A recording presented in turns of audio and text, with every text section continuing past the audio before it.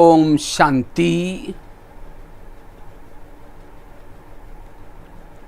तो आज असंध हरियाणा और उत्तराखंड गढ़वाल के भाई बहनों के लिए ऑनलाइन भट्टी चौथा दिन है। सभी का इस भट्टी में आज भी बहुत बहुत स्वागत है। मैं देख रहा हूँ सभी भाई बहनें सब खुश हो रहे, सभी हल्के होते जा रहे हैं। टिहरी उसके बाद सभी तरफ से मैं देखा वो बहुत सारे कमेंट्स भी भेजे हैं। श्रीनगर वालों ने भी भेजा है, असंध वालों ने भी भेजा है, कल मैंने देखा अच्छी तरह। बाकी 3 दिन तक हमने सुना, हमें अपने पुरुषार्थों को तीव्र बनाने के लिए, संपन्न और संपूर्ण बनने के लिए, योग युक्त बनने के लिए विशेष पहला जो भट्टी का पहला दिन था उसमें अशरीरी आत्माभिमानी विधेयी कैसे बनना है, उसका महत्व क्या है, उसके बारे में चर्चा की थी। उसके बाद दूसरा लेसन था योग के बारे में। योग का महत्व क्या है, योग की विधि क्या है और कैसे योग लगाना है, धारणा क्या है। उसके बाद कल चर्चा की थी हम सदा व्यर्थों से मुक्त जीवन शैली को सकारात्मक कैसे बनना है, इसके बारे में चर्चा की थी। तो आज का बहुत सुंदर महत्व का विषय है, हमें स्वयं का परिवर्तन करने का आधार क्या है। क्योंकि हम ये सब ज्ञान कर रहे, योग कर रहे, ये सब किसी लिए कर रहे हैं। स्वयं का परिवर्तन, तो स्वयं के परिवर्तन का आधार है स्वराज्य अधिकारी बनना। जब तक हम अपने इंद्रियों पर शासन नहीं करते तब तक हम अपना स्वयं का परिवर्तन नहीं कर सकेंगे। हमारे जीवन में जितने भी प्रॉब्लम्स हैं, जितनी भी समस्या, उन सब का कारण है इंद्रियों की अधीनता। इसीलिए अगर हम अपने संस्कार परिवर्तन करना चाहते हैं, योगयुक्त बनना चाहते हैं, परिवर्तन करना चाहते हैं, तो अपने इंद्रियों पर शासन करना जरूरी है। वास्तव में हमारे जीवन की सभी समस्या का कारण है इंद्रियों की अधीनता। इसलिए स्वराज्य अधिकारी बनना जरूरी है। जितना स्वराज्य अधिकारी बनेंगे, समस्याओं का समाधान होगा, कारणों का निवारण होगा। समस्या कहीं बाहर से नहीं आ रही, समस्या हमारे ही कर्मेंद्र के द्वारा आती है।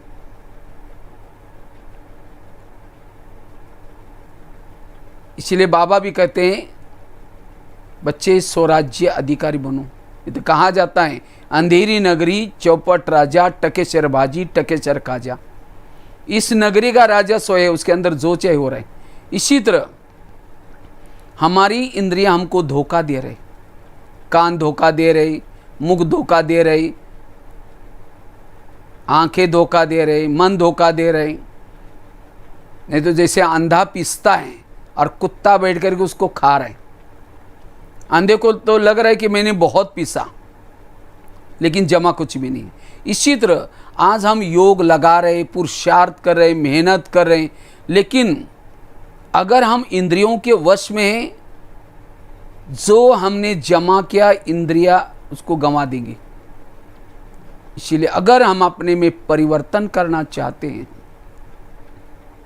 संस्कारों में परिवर्तन करना चाहते हैं, संस्कारों के पर जीत प्राप्त करना चाहते हैं, इस इंद्रियों का सहयोग जरूरी है। अकेला आत्मा कितना भी पुरुषार्थ करे, इंद्रियों का सहयोग नहीं है, विजयी नहीं बनेंगे। विजय का आधार है स्वराज्य अधिकारी स्थिति। जितना स्वराज्य अधिकारी स्थिति बनाएंगे उतना हम विजयी बनेंगे।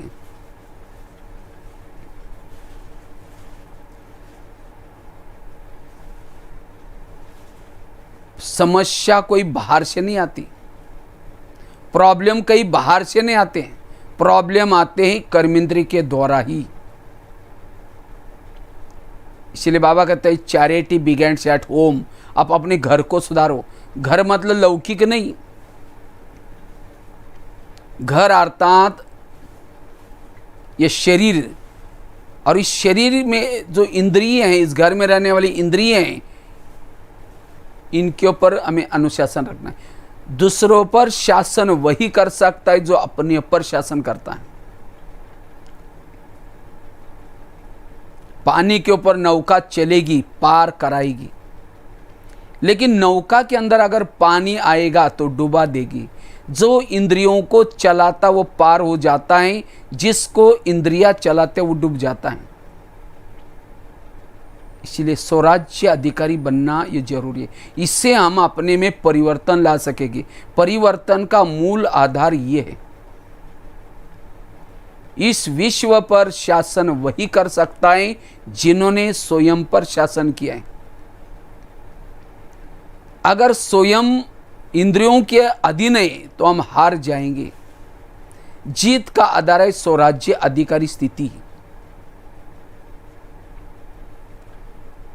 तो स्वराज्य अधिकारी बनना ये बहुत जरूरी है। ब्रह्मा बाबा ने रोज अपने इंद्रियों का दरबार लगाया। हमें कोई नया पुरुषार्थ नहीं करना है, लेकिन जो हमारे मम्मा ने किया, जो हमारे बाबा ने किया, उसी को ही फॉलो करना है। Follow father, follow mother. तो इसलिए बाबा ने क्या किया, रोज अपनी इंद्रियों का दरबार लगाया। तो क्या हम अपनी इंद्रियों का दरबार लगाते हैं? अपने दिल पर हाथ रख करके पूछें। कान जो चाहे सुन रहे हैं, आंखें जो चाहे देख रहे हैं, मुख जो चाहे बोल रहे हैं, मन जो चाहे सोच रहे हैं। इसलिए हमारे जीवन के प्रॉब्लम कोई व्यक्ति नहीं है, कोई परिस्थिति नहीं है। हमारे जीवन के प्रॉब्लम हमारी ही स्वयं की कर्म इंद्रिय है। इसलिए इसके ऊपर निगरानी बहुत जरूरी है।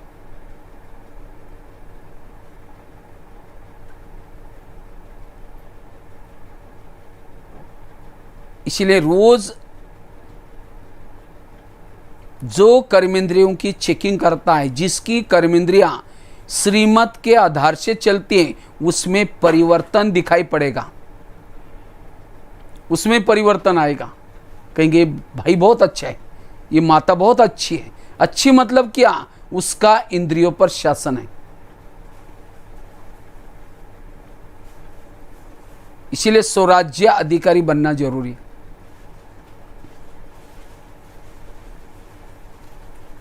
बॉर्डर पर रहने वाला कोई दुश्मन से मिलता है, घर में रहने वाला कोई भेदी बनता है, उस देश की, उस घर की हालत क्या होगी? इसी तरह आज जो इंद्रियां हमारे पास रहती हैं, वही माया से मिली हैं। जैसे आजकल के मम्मी पापा इतने बिजी होते हैं, बच्चा कहाँ जा रहा है, किसके संग में जा रहा है, क्या देख रहे हैं, उनको देखने पूछने का टाइम ही नहीं है। जब बच्चा गलत काम करता है, उनकी आंखें खुल जाती हैं। तो उनको लगता है बच्चे ने ऐसे गलत काम कैसे किया। इसी तरह हम अपने आप में इतना व्यस्त हैं,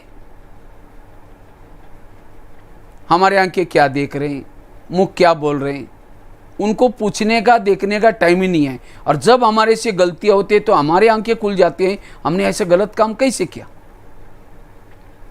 इसीलिए रोज अपनी चेकिंग करना जरूरी है। दुनिया में 850 करोड़ लोग हैं।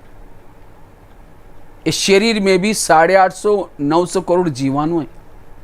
दुनिया में 3 लोग हैं, शरीर में भी 3 लोग हैं। दुनिया 5 तत्वों की बनी है, शरीर भी 5 तत्वों का बना हुआ है। तो जो इस शरीर रूपी, ये वास्तव में शरीर इस दुनिया का एक सैंपल है। तो ये सैंपल पर, शरीर पर जो शासन करता है, वही इस संसार में शासन कर सकता है।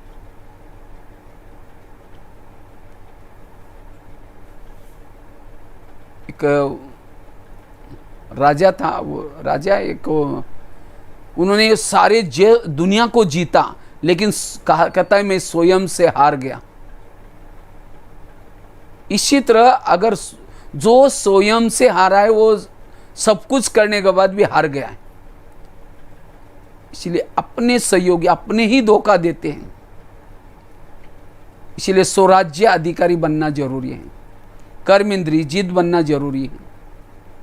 रोज अपने कर्मेंद्रिय का दरबार लगा दो। भारत में अंग्रेज आए थे, कैसे आए थे? भारत में नवाबों का शासन था, बंगाल का नवाब, बिहार का नवाब, सूरत का नवाब।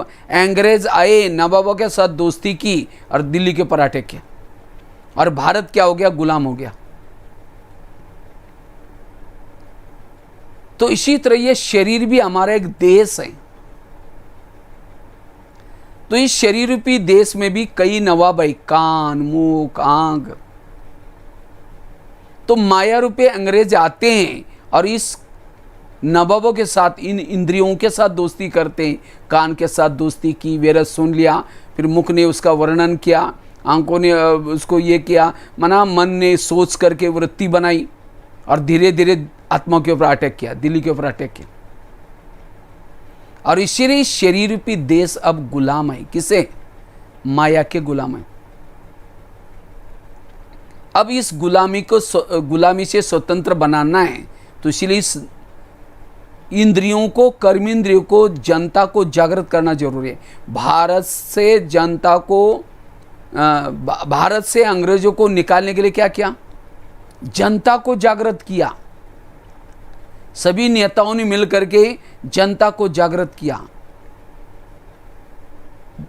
पंजाब में एक जालियनवाला बाग अभी भी मशहूर है, वहाँ एक सभा लगाई थी, कुछ चर्चा चल रही थी कि स्वतंत्रता के बारे में। अंग्रेज लोगों को पता चला, कहते वो आए और उन्होंने गोलियां झाड़ना शुरू किया। एक ही कोई गेट था जाने का, और बीच में कुआं था। लोग घबरा करके काफ़ी सारे उसमें गिर भी गए। उससे और ही लोगों के अंदर विद्रोह पैदा हुआ, हमें अंग्रेज लोगों को भगाना है। नमक का सत्याग्रह किया,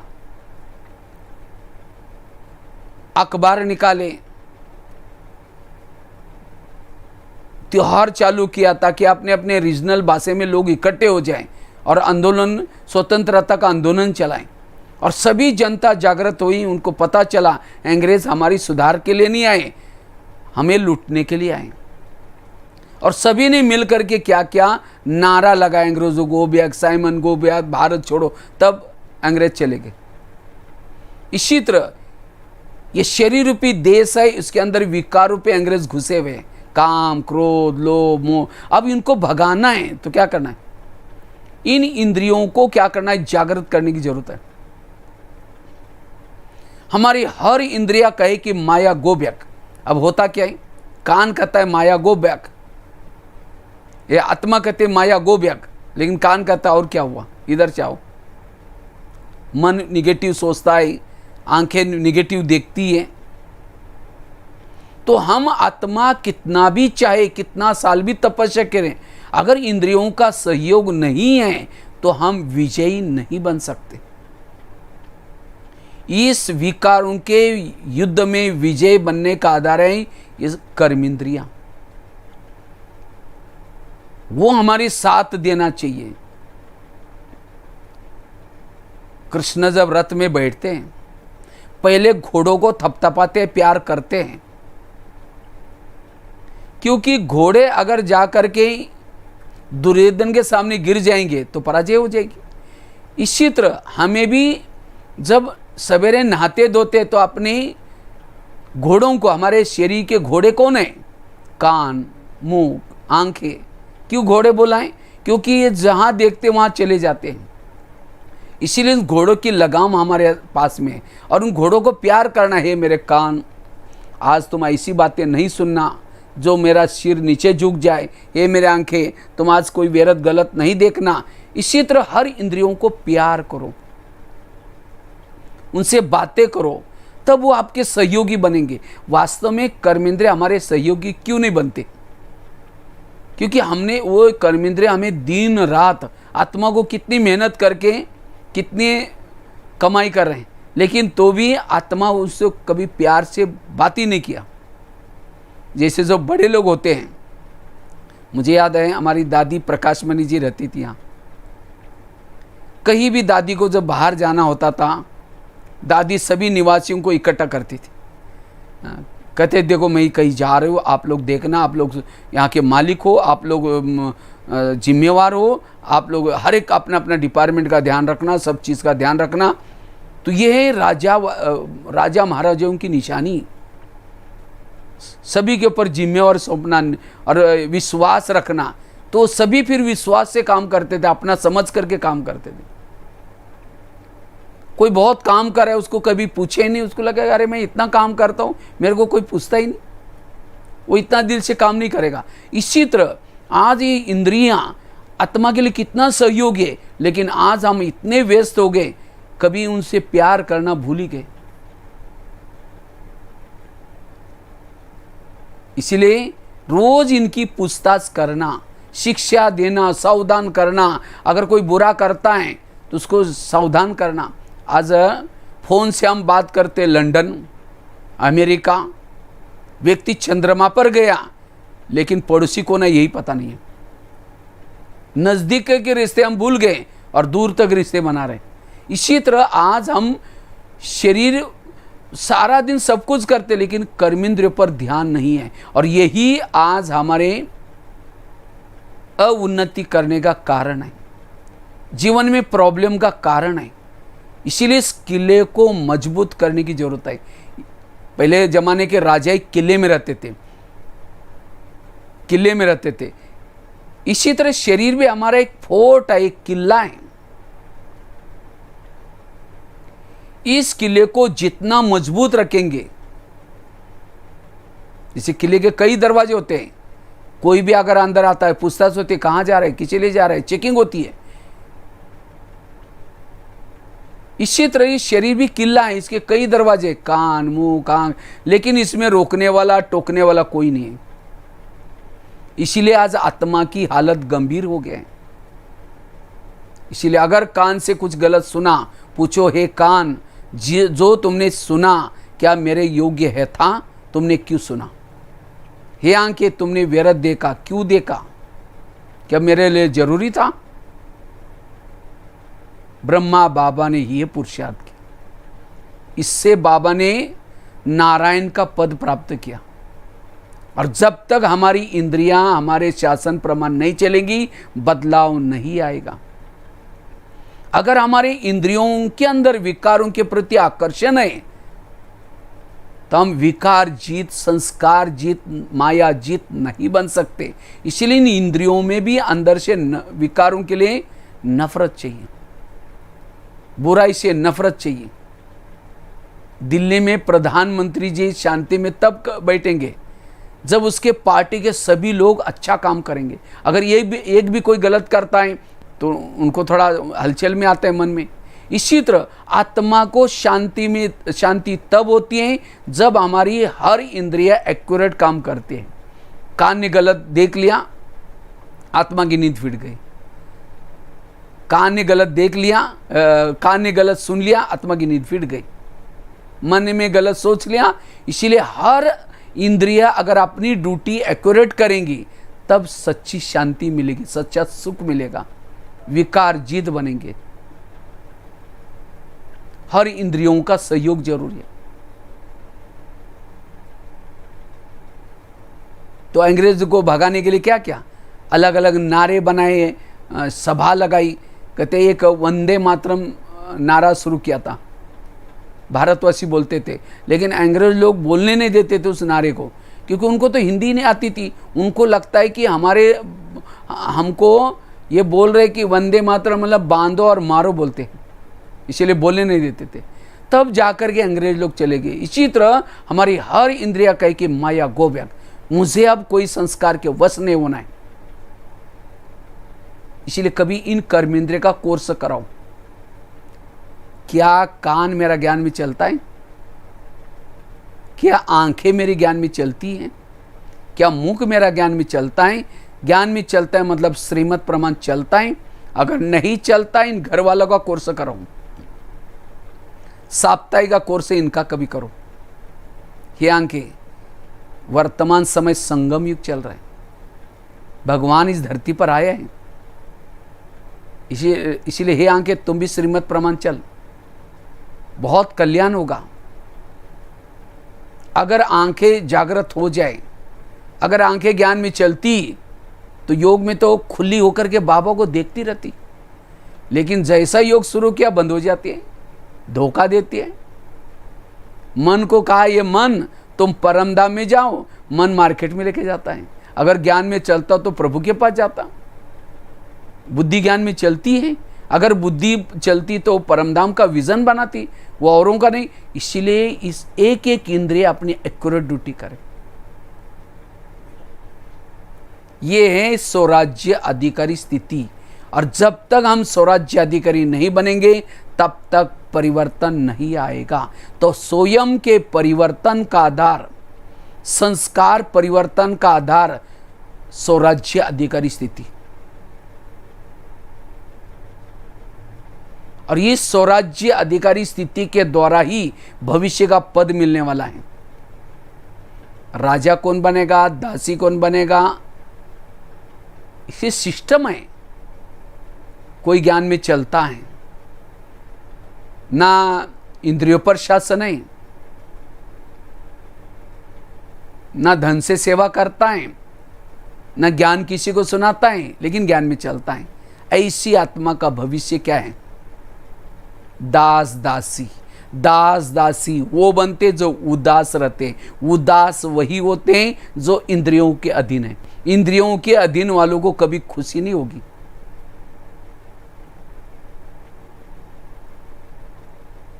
जो यहां किसी का श्रृंगार नहीं करता वो श्रृंगार करने वाली बनते। श्रृंगार मतलब ज्ञान से श्रृंगार कराना। इसलिए बाबा की मुरली जो चलती है वो राजाओं के लिए है। कितना कहता है बच्चे, मंदिरों में जाओ, गंगा किनारे पर जाओ, मेले में जाओ, शिव के मंदिर में जाओ, वहाँ बाबा का कितना बाबा ये सुना है। ट्रेन में जाते समय सेवा करो, लेकिन हम तो सुन तो लेते, करते कुछ नहीं। इसीलिए जो करेगा वो बनेगा। जो मुरली सुनता है करता नहीं प्रैक्टिकल, वो नहीं बनेगा। ऐसे नहीं कि जो माउंट आबू में रहते वो राजा बनेंगे, जिन्होंने मम्मा बाबा को देखा वो राजा बनेंगे, जो समर्पित है वो राजा बने। राजा बनने का आधार है स्वराज्य अधिकारी स्थिति। चाहे मधुवन वाला हो, चाहे समर्पित वाला हो, चाहे पुराना हो या नया हो, बाबा देखेगा एक जब से ज्ञान में चला इसने अपनी इंद्रियों पर शासन कितना किया। क्योंकि इंद्रियों पर शासन करने वाला ही देवता बनता है। और जिसने सारा दिन कर्मेंद्रिय पर शासन किया, जब योग में बैठेगा उसका योग भी लगेगा। योग क्यों नहीं लगता? आंखों ने गलत देख लिया, कानों ने गलत सुन लिया, मन बुद्धि उसमें ही भटक जाती है। जिसका सारा दिन अपने में संयम है वो सबके प्रिय बनते हैं। जिसका इंद्रियों पर शासन है उसके इर्द गिर्द में गुण और शक्तियां रहती है। कई कहते हैं मुझे शक्तियां सहयोगी नहीं देती, गुण सहयोगी नहीं देते, आते ही नहीं। क्यों? इंद्रियों पर शासन नहीं है। इसीलिए स्वराज्य अधिकारी। कोई ज्ञान में चलता है, धन से सेवा करता है, ज्ञान दूसरों को सुनाता है, इंद्रियों के अधीन है, वो क्या बनेगा? साहूकार बनेगा, राजा नहीं बनेगा। कोई ज्ञान में चलता है, खूब इतना गुप्त पुरुषार्थ कर रहे हैं, इंद्रियों पर शासन है, लेकिन धन से सेवा नहीं करता, ज्ञान भी नहीं सुनाता, राजा तो बनेगा लेकिन कंगाल राजा बनेगा। कंगाल तो शब्द नहीं होगा, उसके पास धन की कमी होगी। सब कुछ होगा लेकिन धन नहीं होगा। क्यों? संगम युग में धन से सेवा, ज्ञान की सेवा नहीं की थी। कोई ज्ञान में चलता है, धन से सेवा करता है, ज्ञान की सेवा करता है, इंद्रियों पर भी शासन है, वो संपन्न राजा। तो चेक करो मेरी गाड़ी कौन से ट्रैक में चल रहे हैं। दासी वाली चल रही, साहूकार वाली चल रही, कंगाल राजा वाली चल रही है राजा वाली, अभी भी ट्रैक को बदल सकते हैं और पता ना आगे कितने समय मिलने वाला है। अभी तक के पुरुषार्थ अनुसार चेक करो, मैं राजा बनूंगा, दासी बनूंगा, क्या बनूंगा। मुखड़ा देख ले प्राणी जरा दर्पण में। इसलिए स्वराज्य अधिकारी बनना है,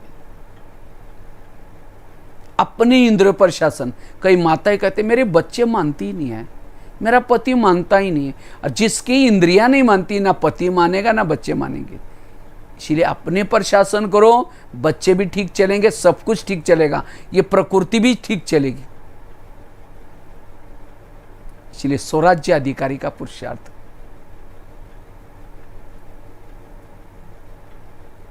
तो हम अपने इंद्रियों पर शासन कैसे करें, क्योंकि सभी को तो राजा तो बनना है ना, सभी को। आसंद वाले राजा बनेंगे, उत्तराखंड वाले राजा बनेंगे, टिहरी डैम वाले, नई टिहरी वाले, साथ में पौड़ी वाले। अभी आप लोग देखो कितना अच्छा जगह पर बैठे हैं, देवभूमि कहते हैं उत्तराखंड को। तो बहुत अच्छा है स्वराज्य अधिकारी बनना। रोज इसका चार्ट चेक करना, कौन सी कर्मेंद्रिय मुझे धोखा देती है। बाबा कहते रोज अपना चार्ट। कई कहते अभी तो सतयुग कब आएगा, संगम युग तो इतना साल हो गया। बाबा कहते हैं सतयुग पहले अपने में बनाओ। सतयुग का गायन है एक धर्म, एक राज्य, एक भाषा, एक कुल, एक मत। ये सतयुग का गायन है।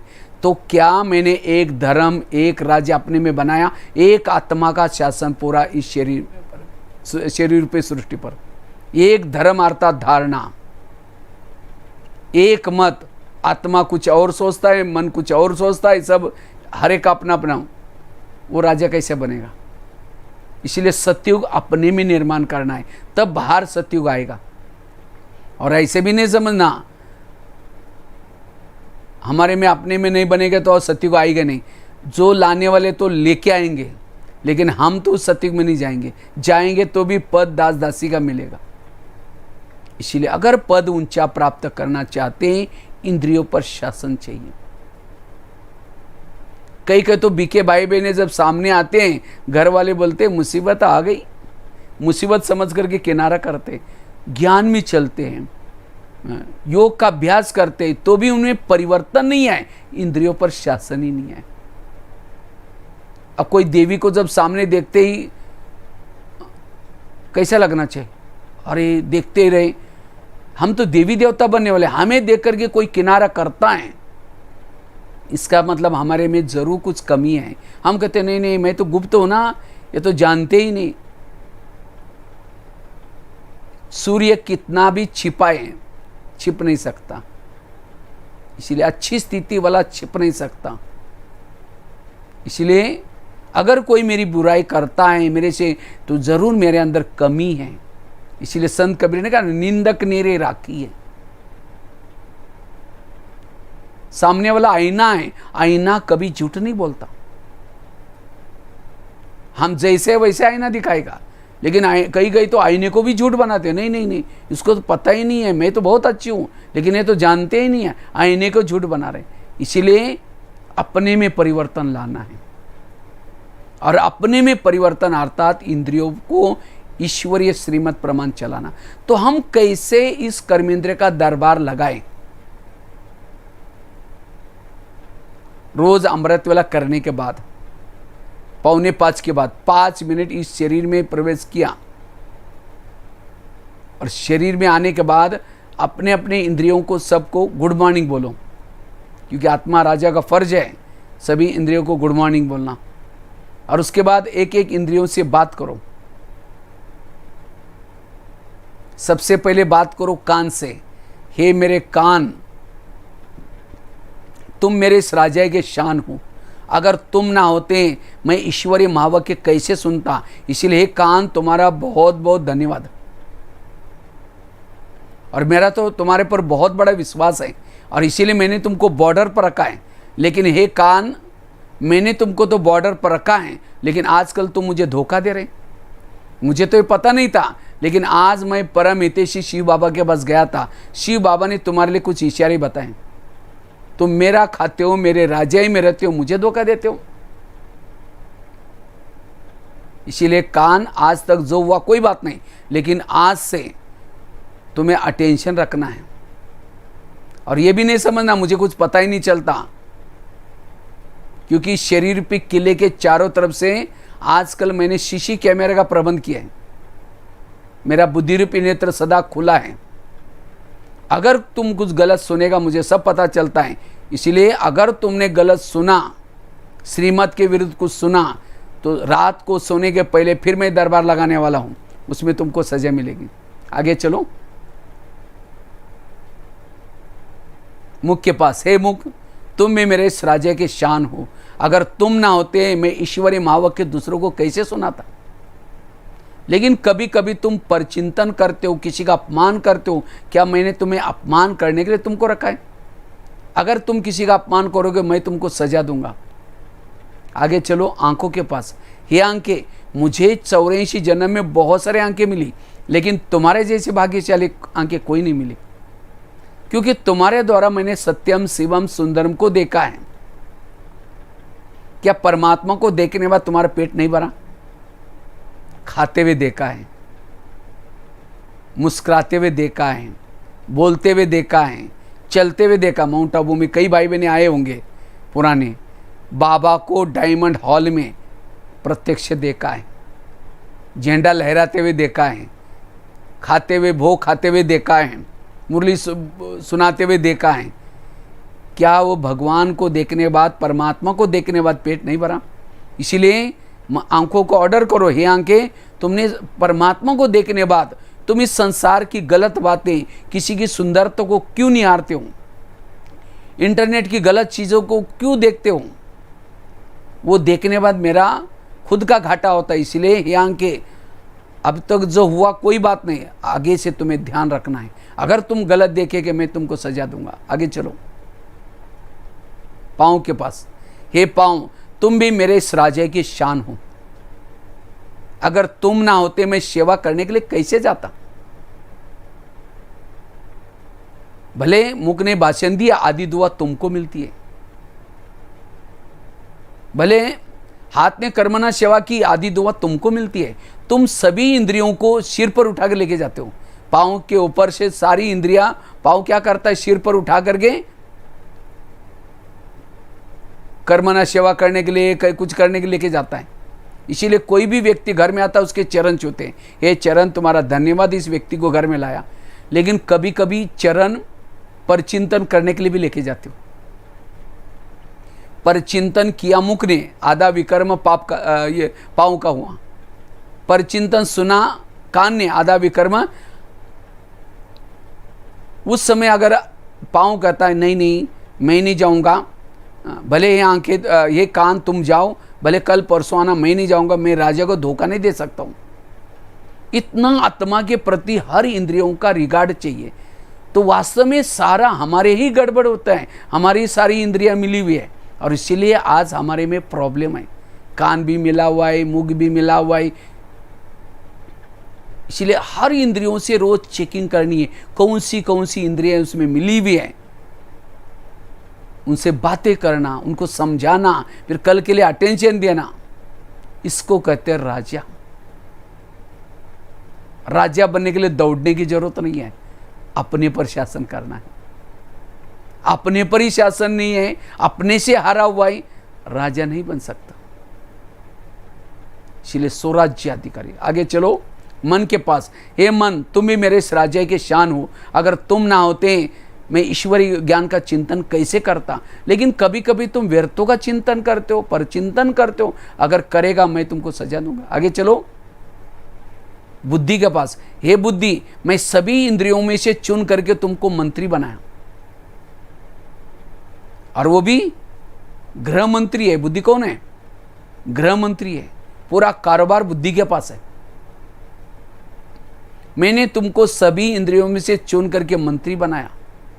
मुझे लगा तुम मेरा हित करेगा, अच्छा कल्याणी करेगा। लेकिन मैंने तुमको तो गृह मंत्री बनाया,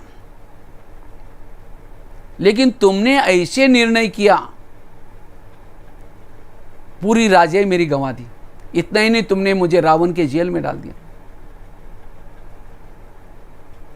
मन में क्योंकि सभी गलतियों का कारण है बुद्धि।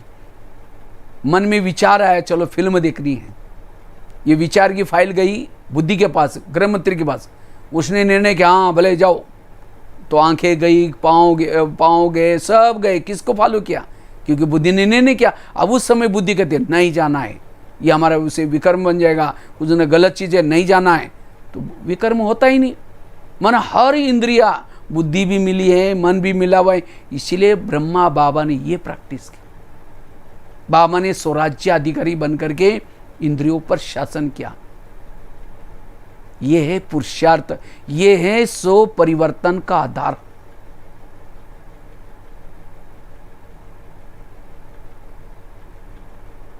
स्वराज्य अधिकारी बनना। नहीं तो भारत में वास्को डी गामा आ गया तो क्या किया उसको? अरे अतिथि देवो भव करके उसका स्वागत सम्मान, अब वो लूट लिया हम लोग पूरा इंडिया। इसी तरह हमारा भी, जैसे वह कान से गलत सुन लेते हैं, इसीलिए अटेंशन, हर इंद्रियों को अपनी ड्यूटी ठीक करनी है। गलतियां किसी और की नहीं है, हमारी है। समझो अगर प्रधानमंत्री को कोई गाली देने वाला पत्र लिखता है तो ये पत्र कहाँ जाता है? उसके पीए के पास।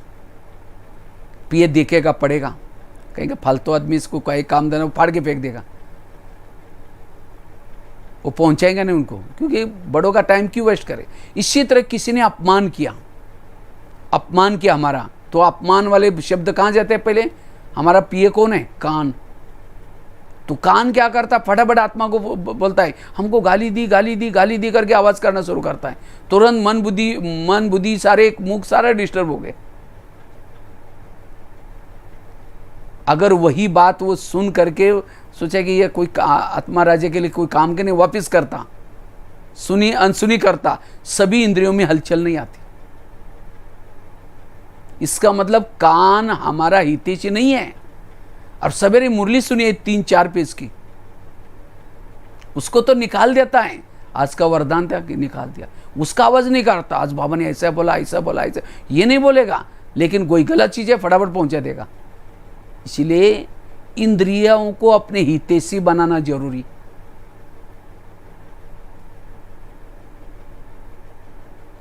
ये हो गया सवेरे का दरबार, मॉर्निंग में। उसके बाद फिर रात को चेक करो, रात को 10 बजे सोने से पहले बाबा कहते हैं अपना पोता मल दो। तो पहले तो एक एक कर्मेंद्र का दरबार लगा करके फिर बाबा को सुना, बाबा आज मेरे से ऐसा हुआ, फिर कल मैं अपने राज्य में ध्यान रखूंगा।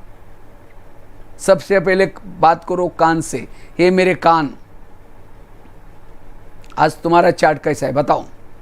तुम्हारा बहुत बहुत धन्यवाद। 7 बजे तुम्हारे द्वारा मैंने मुरली सुनी थी, लेकिन एक 12 बजे कोई माता जी आई थी और किसी की गलत बातें सुना रही थी। हाँ वो बहन जी ऐसे, वो भाई जी ऐसे, तुमने बड़ा नज़दीक जाकर सुना था। मैंने वो शीशी कैमरे के रिकॉर्डिंग में देखा है। बताओ, तुमको मैंने गलत सुनने के लिए मना किया तो भी तुमने सुना, इसीलिए तुम्हारे लिए क्या सजा दिया है? दीजिए, तुम्हारे लिए यही सजा है। कल के दिन तुम्हारा कारोबार, तुम्हारे लिए यही सजा, तुम्हारी दोबारा मुरली सुननी। सजा मतलब कान को काट करके फेंकने वाली सजा नहीं देनी, दोबारा उसको ज्ञान की मुरली सुनाऊं। जिस कान में ज्ञान भरपूर है, वो व्यर्थ नहीं सुनेंगे। ज्ञान की कमी, चले परचिंतन सुना। आगे चलो मुख के पास। मुख तुम्हारा चार्ट कैसा रहा? समझो कान ने दरवाजा खोला, तुमने तो चुप रहना चाहिए था। तुमने भी बोला हाँ वो ऐसी है, उसने ऐसा किया, तुम्हारे लिए सजा। कल के दिन तुम्हारा कारोबार बंद रहेगा। मौन है मुख की सजा।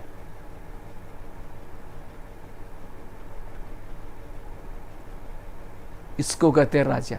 तो क्या इतना ध्यान है? हाँ, किसको किसको राजा बनना है? हाथ खड़ा करो। मैं यहाँ से सूक्ष्म से देख रहा हूँ। वाह, सभी को बनना है। बहुत अच्छा, मुबारक हो। लेकिन इतना शासन भी रखना अपने इंद्रियों पर। हाँ, इसीलिए इंद्रियों पर शासन करना है।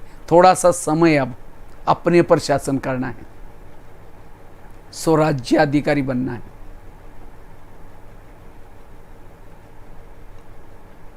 हर इंद्रियों पर शासन, क्योंकि राजाओं की निशानी है। आप लोगों ने हाथ खड़ा किया था कि हम राजा बनने वाले हैं, तो क्या क्या निशानी? आत्मा, पहली राजा की निशानी, राजा अधीन नहीं होता। जिस शहर में राजा रहता है सब लोग उसका कहना मानते, अगर कोई नहीं मानता राजा उसको सजा देता है। तो क्या आपकी जिस शहर में रहते सब आपका कहना मानते? सामने से कोई व्यक्ति आ रहा है और मन कहता है बेकार है, ये अच्छा नहीं है, इन्होंने हमको बहुत धोखा दिया था इस व्यक्ति ने, अंदर से मन हलचल करना शुरू करता है और आत्मा चुपचाप सुनता है, हाँ बोलो कोई बात नहीं। और मन ने ऐसा सोच सोच करके उस व्यक्ति के लिए नफरत पैदा की, परचिंतन किया सब। उस समय तुरंत मन को कहो, हे मन खबरदार, अगर तुमने मेरे आत्मा भाई के लिए ऐसा सोचा तो भगवान कहता है उसको मीठे बच्चे और तुम उसके लिए बेकार बोल रहे हैं। यह है सशक्त राजा। अधीनता से हम परिवार से दूर हो गए, संगठन से दूर हो गए, नफरत पैदा की। ये विकार पैदा करने वाले कोई और नहीं है, इंद्रिय हैं। इसलिए अब मुझे स्वराज्य अधिकारी बनना है।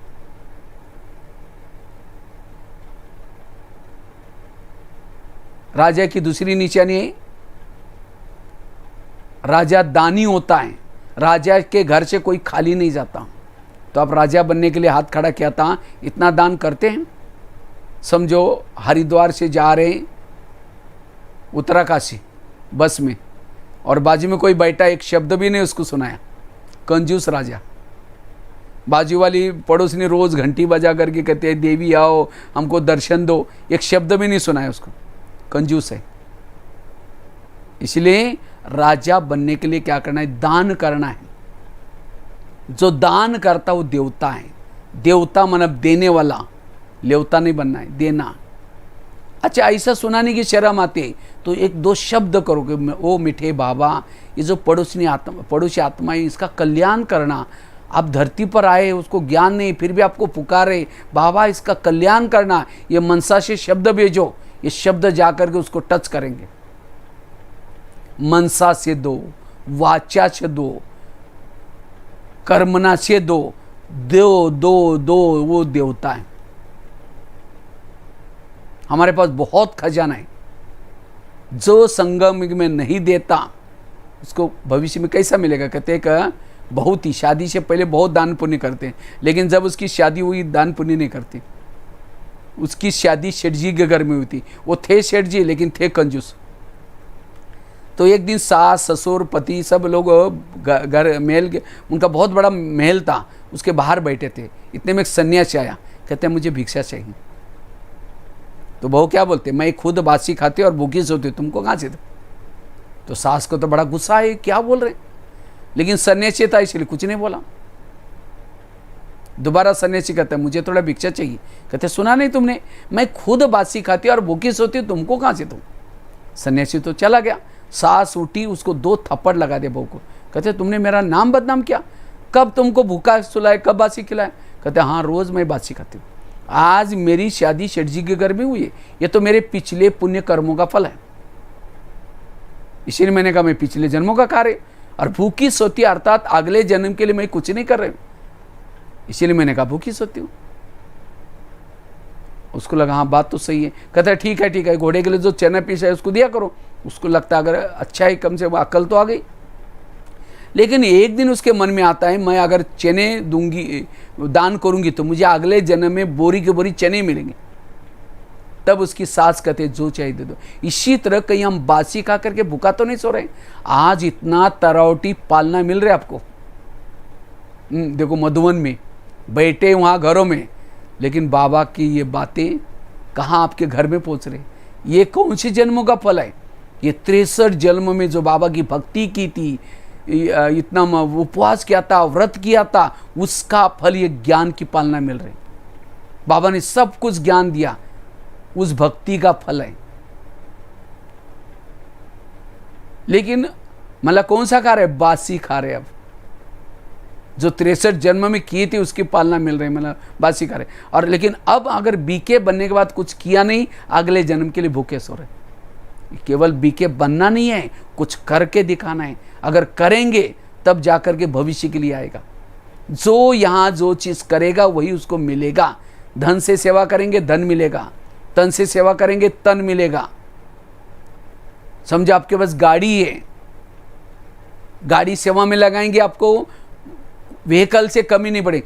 अगर आपके घर हैं खाली है, कभी वहाँ गीता पाठशाला खोलो, घर से कमी।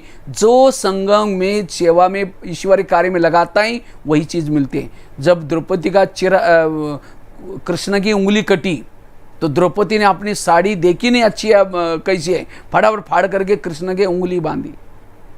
और जब उनका चिरन हुआ द्रौपदी का, तो वही धागे के बदले एक एक धागे के बदले कितनी साड़ियाँ थी। सहयोग से सहयोग मिलता है। अब परमात्मा की आवश्यकता है, इस सृष्टि परिवर्तन कार्य के लिए हमें सहयोग देना है, और जो देगा उसको मिलेगा। इसलिए हमें सफल करना है। इसीलिए तन से, मन से, धन से, हर प्रकार से सहयोगी बनना है। वो है राजा। आगे चल करके बोर्ड लेके गए, यहाँ कुछ भी नहीं देना करके, क्योंकि उस समय कार्य पूरा हो जाएगा। अभी जरूरत है, जब प्रत्यक्षता होगी तो कहीं कहेंगे हाँ बाबा बहन जी हमारा ये ले लो, ये उस समय मधुवंशी ये कहेगा अभी नहीं लेना है किसी का। अभी धीरे धीरे बाबा की प्रत्यय। इसलिए जो करना है अब हमें सफल करना है, वो है राजा। देता है वो राजा है। तीसरी चीज है राजा वही है जो शिकार करता है। शिकार, राजा क्या करते हैं? शिकार। तो आप लोगों ने हाथ खड़ा किया था हम राजा बनने वाले हैं, तो शिकार करते हैं। और राजा शिकार किसकी करता है? शेर की। ऐसे नहीं कि चूहा मार के आया और सबको दिखा रहे मैं चूहा मार के आया हूं। लोग तो हंसेंगे अरे इतना बड़ा राजा और उसने चूहा मार के आया। तो शिकार मतलब अज्ञानी आत्मा को ज्ञानी बनाना, वो है शिकार। तो चेक करो आज तक मैंने कितने शेर को मारा है। ऐसे नहीं कि 2-4 दिन के बाद मरने वाली बुढ़िया को ज्ञान सुना है, वो चूहा बिल्ली हो गया। ऐसे व्यक्ति को ज्ञान सुनाओ जो एक आने के बाद और 10 पीछे आ जाए, जिसको बाबा कहते हैं क्वालिटी वाली सेवा करो। तो सब तो ये उत्तराखंड में तो बहुत बड़ा जंगल है, बहुत शेर है, तो आप जरूर करना शिकार। अभी तो चांस है, समय भी है, सबको दिखाई पड़ रहा है, इसलिए शिकार करना है। अब तक मैंने प्रजा ही नहीं बनाई तो मैं राजा कैसे बन सकूंगा? इसलिए मुझे शिकार करनी। कई कहते हैं भाई जी सुनते ही नहीं, हम बहुत सुनाते। नहीं सुनता इसका मतलब आपके पास जो तीर है उसके अंदर ताकत नहीं है। इसलिए ज्ञान और योग से ताकत बनाओ। अच्छा नहीं सुनता कोई बात नहीं, उस शेर को पकड़ करके जाली में तो फंसाओ, सेंटर पर लेके आओ। सेंटर्स बनाए बहुत सारे, वहां तो लेके आओ। मारने का काम बहनें कर ही देगी, लेकिन जिसने लाया उसको दुआ मिलेगी। इसलिए शिकार जरूर करनी है। सप्ताह में एक शिकार जरूर करो। हमें तो शिकार करने का बड़ा शौक है। हाँ, इसीलिए मैं तो जब भी टाइम मिलता है पूरा भारत में चक्कर लगाता रहता हूँ। अभी भी नहीं मिला, लॉकडाउन है, तो भी ऑनलाइन के द्वारा शिकार करने के लिए जा रहा हूँ। राजा बनना है ना, इंटरेस्ट है इस सेवा का। मनसा सेवा भी कर सकते आप। तो जितना सेवा करेंगे आप, मनसा के द्वारा कोर्स भी कर सकते अपने शहरों का।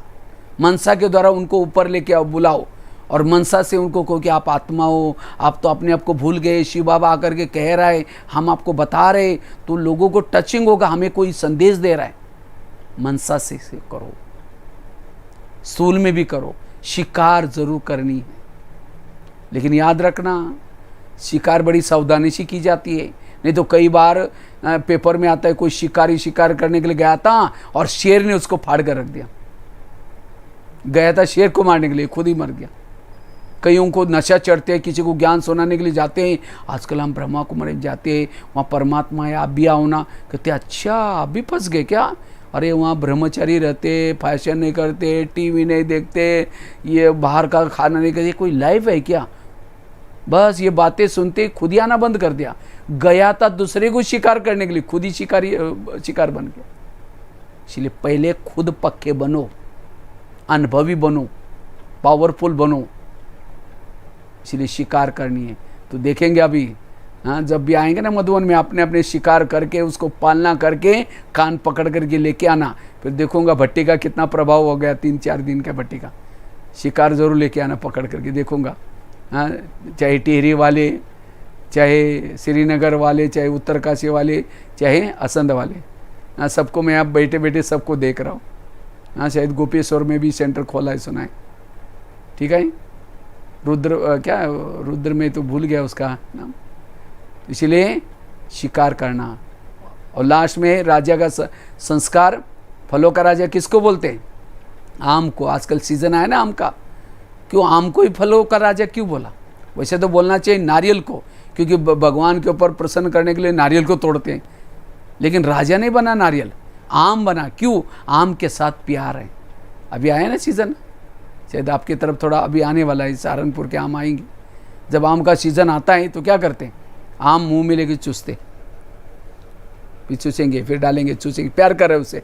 अब नारियल को लेकर चूसो, जो सूखा नारियल, 32 दांत भी टूट जाएंगे, मिलेगा कुछ भी नहीं। इसलिए राजा बनने के लिए प्यारे बनो, सबके प्यारे। जो प्यारा है वो राजा है। अगर आपको देकर के कोई डरता है, घबराता, राजा नहीं बनेंगे। इसलिए राजा बनने के संस्कार। ठीक है, यहीं पूरा करेंगे अभी, क्योंकि आज मेरा दूसरा भी एक सेशन है 7:30 के बाद। इसीलिए एक बहुत बड़ी महत्वपूर्ण बातें आप लोगों के साथ शेयर की, तो आप लोग ज़रूर अपने में परिवर्तन करेंगे, रोज़ अपना दरबार लगाएंगे, इसलिए स्वराज्य अधिकारी बनेंगे। बहुत गहरी टॉपिक थी, और ये आजकल है ना, हाँ, कहते घर में रहो, परिवार में रहो, तो आप हमें भी अपने शरीर रूपी घर में रह करके इन इंद्रियों से बातें करो लॉकडाउन के समय पर, और चेक करो कौन सी कर्मेंद्रिय धोखा देती है। ठीक है, ये है पुरुषार्थ, इससे परिवर्तन होगा। तो कैसे इंद्रियों से बातें करनी है, कैसा सजा देने, पूरा डिटेल में आपको बताया। ठीक है, तो ज़रूर राजा बनेंगे, आम बनेंगे, नारियल नहीं बनेंगे। नारियल जो रियल नहीं उसको छोड़ो। आम, जब कोई व्यक्ति थक जाता है, आम के पेड़ के नीचे जाकर सोता है, नारियल के नीचे नहीं सोता। अगर नारियल के नीचे जाकर सोएगा और ही नारियल टूट करके सिर भी तोड़ देगा। आम के नीचे जाकर सोएगा, उसकी थकान मिट जाएगी। अगर दुनिया की कोई बातों से, परेशानी से आपके संपर्क में कोई आता है, तो आप कोई ऐसी उनको बात सुनाते हैं, उसकी थकान मिट जाती है, उसकी समस्या का समाधान करते हैं, रोते हुए आता, खुश होके गया, वो है राजा। कई तो ऐसे होते हैं, कोई दुनिया से तंग होकर के आया था, यहाँ की कोई उल्टी सुल्टी बात सुना करके उसका दिमाग खराब करके भेज दिया, वो राजा नहीं बनेगा। इसलिए राजा बनने के लिए छाया दो, दुख हारो, इसलिए आम बनो। ठीक है, तो राजा सभी उत्तराखंड वाले, असंध वाले बनेंगे। इसीलिए स्वराज्य अधिकारी का पुरुषार्थ करना है। ओम शांति।